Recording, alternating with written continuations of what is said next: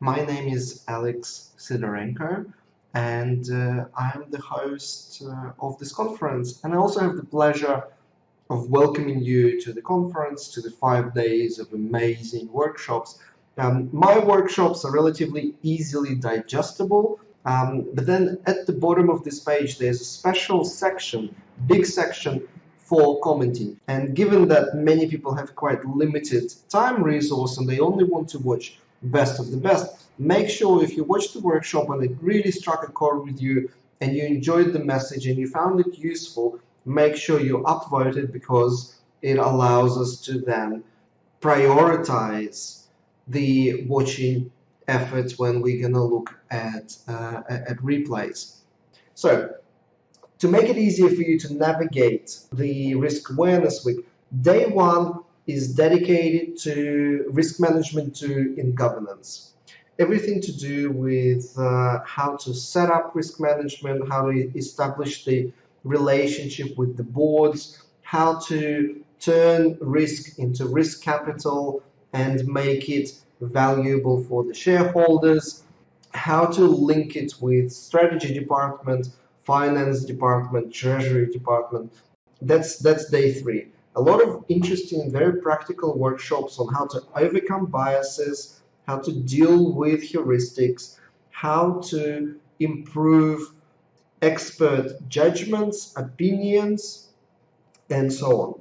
Day four is all about project management. So, message number one: quantitative risk analysis as opposed to qualitative risk analysis is a given. There is a scientific article called the risk of using risk matrices, and then of course there are actual books written by Doug Hubbard, who again goes into a lot of different research, empirical studies on heat maps should never be used, with what sort of deductibles for our tails. So that was an interesting kind of one for me, because when I did a lot of training and consulting, it's always easy to say we need to quantify all the risks, and kind of risk quantification is almost the first step in the process. Now we need to figure out what are the best mitigations, and by that stage you already need to quantify risks. Because the second message, the second kind of big lesson for me is that everyone, the end game is that business starts making decisions stochastically, because the world is stochastic and we need to account for uncertainty when making decisions. And so my second theme, and I think this is what the future of risk management looks like, is that we're moving towards stochastic libraries. Because once someone creates a stochastic library for a particular variable, for an assumption, and then backtests that and makes it transparent, makes it auditable. So whenever we want to model price risk, so my second theme for the future of risk management, and I'm very passionate about this one, and just make sure you watch Sam Savage's sessions during this Risk Awareness Week, where he's going to talk a little bit more about that. Stochastic libraries, and we have to backtest everything that we do. And I'm a strong believer that as a risk professional, our duty of care is to not only move from qualitative to quantitative risk analysis, but to also backtest and make the results of the backtest transparent and auditable to the rest of the organization.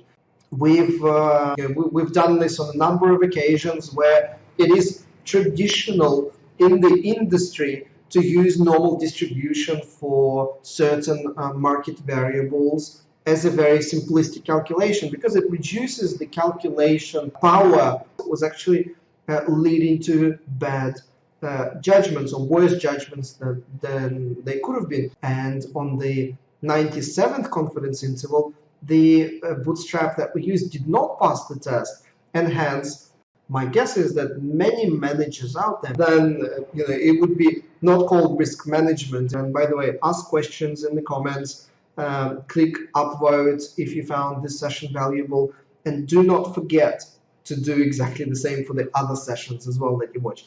Click upvote if it's valuable, ask questions, write comments, disagree passionately in the section just below the video. What really what makes me absolutely crazy, it's a stochastic decision tree on one instance, it's a stochastic decision tree in other instance. I do not understand. Once you know the kind of the math behind it, what's under the bonnet, it doesn't matter what the facade says. If it says cyber risk or climate risk or any other sexy risk next year or COVID, it doesn't matter, because once you know what's under the bonnet, you can apply the techniques to any risks on the planet once. A powerful risk manager is someone who knows how to use scenarios and simulations.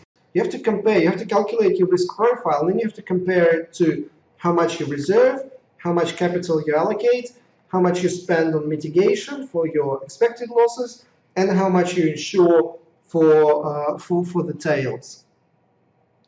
Second message, a lot of effort is spent on preparation.